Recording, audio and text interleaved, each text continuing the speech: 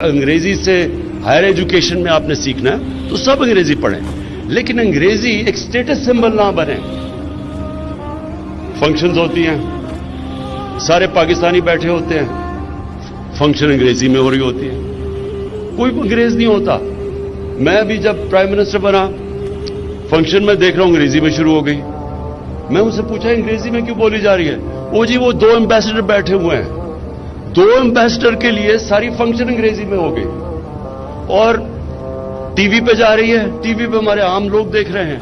کتنی بڑی توہین ہے ہمارے لوگوں کی جن کو انگریزی آتی نہیں ہے۔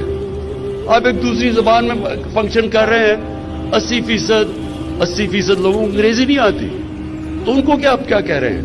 کیا آپ کوئی نچلی قوم ہے؟ آپ اپنے لوگوں کے اندر احساس کمتری ڈال رہے ہیں انگریزی میں فنکشن کر کے۔ کوئی کبھی سنا ہے کہ چائنیز بیٹھے ہوں تو وہ 1-2 ایمبیسڈر ہوں تو وہ جا کے انگریزی بولیں؟ کبھی سنا ہے؟ کبھی انگلینڈ میں سنا ہے کہ انگلینڈ میں پارلیمنٹ ہو رہی ہے اور وہ فرینچ میں بولنا شروع ہو جائے؟ یہ کہیں نہیں ہوتا۔ یہ ہماری پارلیمنٹ کے اندر انگریزی میں تقریر شروع ہو جاتی ہے، سینٹ میں انگریزی میں تقریر۔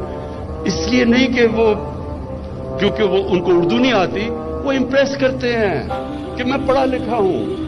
میں نے عام دیکھا ہوا کئی دفعہ لوگ کھڑے ہوتے ہیں، کسی کو غصہ چڑھ گیا، وہ انگریزی میں بولنا شروع ہو جاتا ہے۔